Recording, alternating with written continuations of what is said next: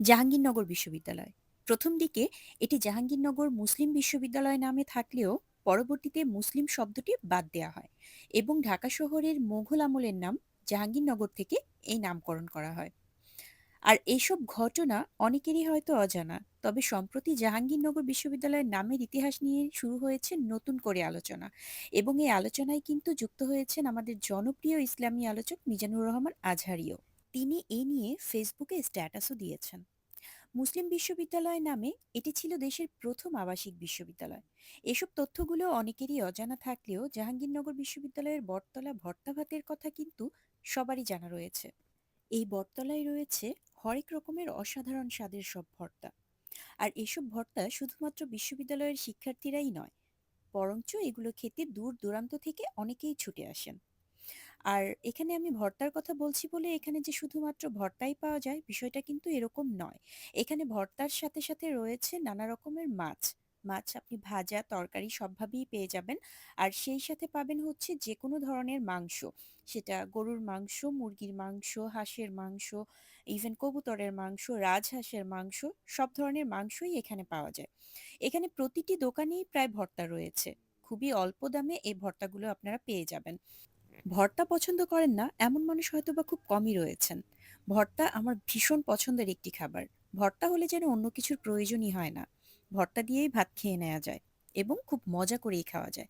এখানে এই মাছগুলো ছিল, এই মাছগুলো যারা ভাজা খেতে চায় তাদেরকে ভেজে দেওয়া হয়, ইনস্ট্যান্ট ভেজে দেওয়া হয়। তারপর হচ্ছে এই তাদের ভর্তার আইটেম ছিল। আমি এখানে একটা দোকানে এসেছি, এদের ভর্তার কালেকশনগুলো ছিল এই তো এইগুলো। আর সাথে ছিল এখানে পুঁই শাক, রাজহাঁসের মাংস, পাতিহাঁসের মাংস, মুরগির ঝাল ফ্রাই, আর এর সাথে বেশ কিছু আইটেমের মাছও ছিল। তো আমার মেইন টার্গেট ছিল ভর্তার উপরে, যে আমি ভর্তা খাবো। এখানে কালোজিরা, মেথি, রসুন, বিভিন্ন প্রকার মাছ, শুটকি, ধনেপাতা, আরো অনেক রকমের ভর্তা ছিল, কাঁচকলা। সো এতগুলো ভর্তার নামও আমার এখন মনে নাই আসলে। এরা যখন ভর্তাগুলো দেয় তখন আপনাকে জিজ্ঞেস করে করে দেয় যে কোনটা আপনি খাবেন। আবার আমি বেশ কয়েকটা দোকানে দেখেছি সেখানে লিখাও থাকে, প্লেটের পাশে ছোট করে কাগজে লিখা থাকে যে কোনটা কোন আইটেমের ভর্তা। এখানে প্রতি আইটেমের ভর্তা আপনি পেয়ে যাবেন ৳১০ করে। এক আইটেমের ভর্তা ৳১০। হাঁস হলো আর ১৫০, এই হাঁসের আর হচ্ছে মাংসগুলো হলো যে ছিল ৳১৮০ থেকে ৳২০০, এবং হ্যাঁ, মুরগির মাংসের তান্দুরি ঝাল রুটি। ফ্রাই গুলো ছিল ৳১৫০ পিস। এখানে ১ পিস করে মাংস এটা দিয়ে থাকে, দিবেন? এটা ৳১৫০।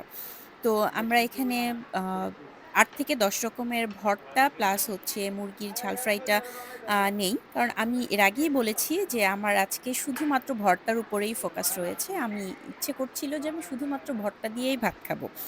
মানে ভর্তাটা আমার এত পছন্দের। আমি যেখানেই যাই ভর্তা যদি দেখি সেখানে আমার মনে রুই-মাছ হয় না টাকি না? যে ভর্তাটা আমি কি স্কিপ করে প্লেটের? যেতে পারি। তবে হ্যাঁ, সব ধরনের ভর্তা হয়তোবা নেয়া হয় না। যেটা স্পেশাল মাত্র একটু 35 করে। পছন্দ হয় সেই ধরনের ভর্তাগুলো আমি নিয়ে থাকি। বিশেষ করে কক্সবাজার গেলে, জাহাঙ্গীরনগরে আসলে ভর্তা তো একদম কম্পালসরি, নিতেই হবে এটা। এটা ছাড়া মানে এই জায়গার খাবারগুলো আমি ভর্তা ছাড়া একদম কল্পনাই করতে পারি না।